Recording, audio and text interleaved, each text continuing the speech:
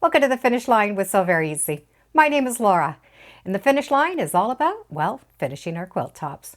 And today I'd like to share a story with you that happened to me many years ago, and this turned into a technique for me to quilt and mark my quilt tops.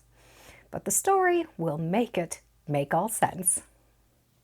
I'm going to use this placemat as an example because the quilt was given away, and that was many, many years ago. I did have a quilt and it had a lot of different colors in it. Lights, darks, mediums. And I wanted to mark the top of my quilt with one of these quilting templates. So it's a piece of plastic and there's holes that we're going to be able to put our pencils through to mark on the quilt. They work great. However, the quilt that I was using at that time had so many different colors, I was having to change my pencil markings. I had to use one pencil for one color, turn and use the next, and then use the next. And I had to constantly change the colors as I was going along. Well, as you can well imagine, that was definitely taking far too much time, and it was taking the enjoyment out of it. So I decided I was just going to put it away and work on it another time. When I went to fold it up and put it away, I still had my template and my marking pencils down. And I had this beautiful white background. I took a look at that background and I thought, why not? Why do I have to mark the tops of the quilt when I could mark the back? So I marked the back. I took my quilt top and I found the center and I marked the center with some pins. I also marked the edges with some straight pins so that when I turned it over, the straight pins gave me my markings for my edges and gave me my markings for my center. The quilt top was already basted together, so I just needed some markings on the back side. And with those markings, I put my template on and I started marking it. Let me darken up this template so you'll be able to see it better. A template has all of these little holes in them, and your pencils mark right in those holes.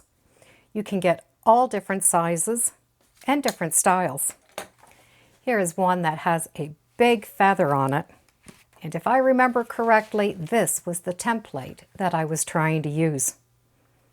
Templates will also have little marks in them that are not part of the quilting design, and those marks are registration marks. So when you mark the one pattern, you do these second lines, and those lines will match up to the other side, and then you're going to be able to continue tracing your pattern. So I was able to take my template and transfer the markings on the back of the quilt. So I learned a couple of things by doing this. Number one, it's a lot easier to see. 2, it's a lot easier to mark.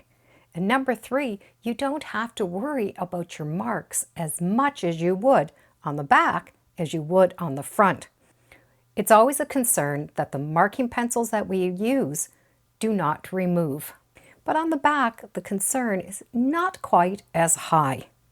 And let me tell you, we can get a lot of different things to mark our quilts. But it's always important to test to make sure, number one, they mark on your surface, but they also come off. Once I had those center pins and my corner pins, I was able to trace the shape of my quilt. And today I'm going to use a marking pencil that's like a magic marker.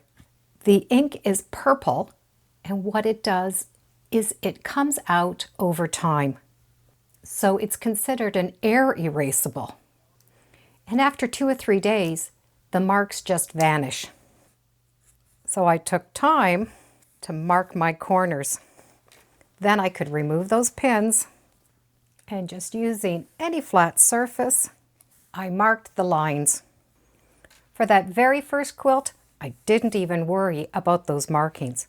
I found my center, I put my template on, and I started marking.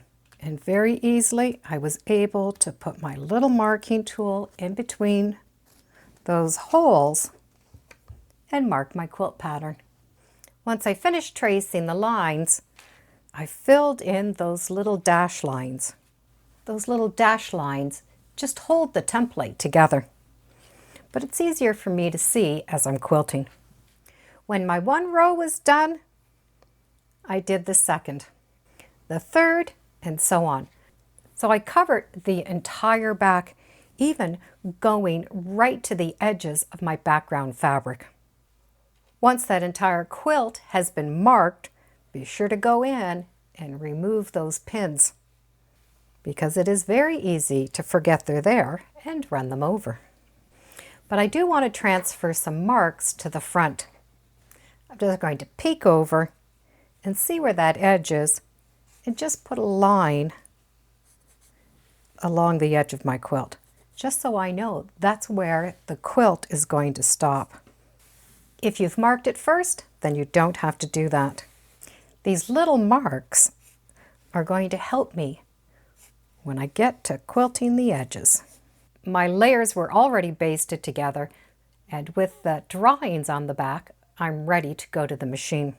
I'm going to use this beautiful purple polyester thread from Glide, and it's called Mulberry, and it's from Hub and Dash. And I think those colors are going to go great on the front. So I've used this on the bobbin, and I'm using it in the top. I'm going to be stitching this on my Bernina Q20, but you can do this method on any sewing machine. We just need to have that quilt upside down. But there are a few things we need to look out for. When we are quilting with the quilt top at the top, we can see our borders. But when we're quilting it upside down, we can't see that. So we need to be extra cautious of those areas. This is a small project, so I'm going to be starting in the center and quilting going out. I've marked the line where the edge is, and I'm going to turn this over, and I'm going to make sure that that is in the right position and that it's not rolled in. And once I know that's right, I'm going to be able to bring my bobbin thread up. I can put my needle down and I can start sewing.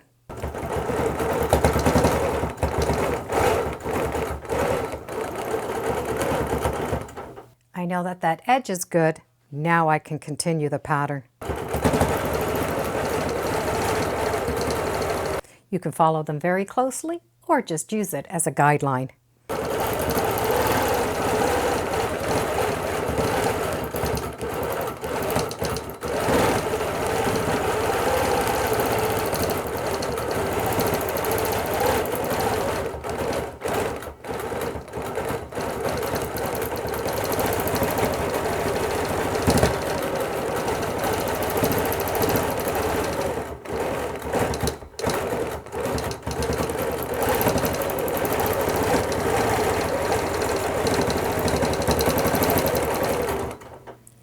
I'm coming to those marks, which means I'm coming to the end. Before I go any farther, I'm going to roll that quilt over and make sure those edges are in the spot that I want them and that they haven't tucked underneath. And finish quilting. Because this is small enough, I'm just going to be able to turn it, travel over, peek underneath, and start stitching.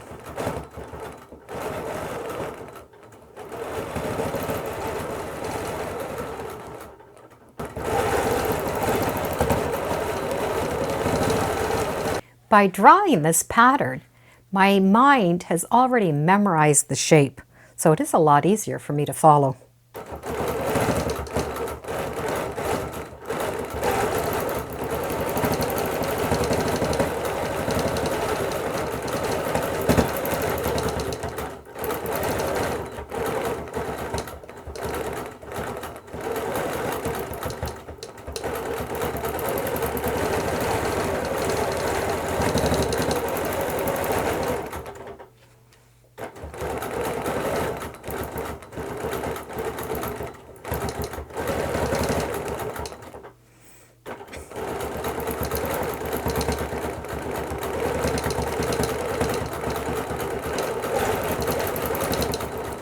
Peek underneath, make sure it's smooth, and finish quilting that edge. With the entire piece done, we now get to reveal the quilting. It's important that those stitches look nice from both sides, regardless if we're stitching from the top or stitching underneath. And having thread match from both the bobbin and the top, if it's off a little bit, we really don't notice it. It is very important that we peek underneath our work and make sure that these edges don't get caught up inside. I do have a row of stitching right along this edge, and that is holding these seams together. And that just makes sure those seams don't come apart. But now that I'm finished quilting it, and those quilting designs have come off the quilt top, I'm going to go and take a machine stitch and run a machine stitch right along that edge. So it's going to go over top of these rows of stitching, and it's going to anchor them on so they don't come apart. Just like when we're sewing a seam here, this area holds the seam together. The same thing is going to happen along this edge. I have that machine stitch that comes off, so by doing a row of stitching, it's going to anchor them on. That extra row of stitching now has anchored on those threads, and I can trim off my batting. I am now ready for the binding. This can be done with very large quilts. The same method applied. I've marked and quilted my back, made sure that my stitching did not roll my seams down, and the quilt top is done and quilted. We have no worries about the marks ruining the front of the quilt because they're on the back. It's easy to see and it's easy to mark. When you do mark the back of the quilt with a design, be sure that the design is going to look correct on the front. There was one time that I did do a design with music notes.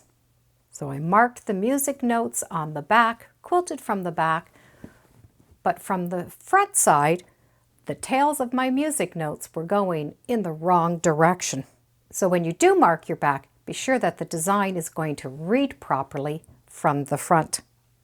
So I call this quilting my upside down backwards quilting, because you're quilting on your quilt upside down, but you have to make sure your design is backwards. Now, it won't matter if it's a floral or a design, but if it's a pattern that needs to be read right from the front, we need to make sure that pattern is upside down. So we have upside down, backwards quilting. I have used this method for very large quilts, but when I do use the large quilts, I make sure that I have a marking tool, a marker or a pencil that is not going to fade until I want it to fade. Because once you've marked that once, we do not want to go back in and mark it again. The finish line is on the first Thursday of every month at 2 o'clock Eastern Standard Time. Now, next month, I'm going to share with you another way that I discovered on marking the backs of the quilts so that I can continue this upside down backwards quilting. If you think using those templates were fun, I think you're really going to find next month really enjoyable. Once I discovered this type of quilting, it changed the way I have quilted for years. I do hope you give it a try, and I do hope you enjoy it. Thank you for joining me today on Sew Very Easy. Feel free to subscribe, and as always, come on back. Let's see what we're talking about next time in the sewing room. Bye for now.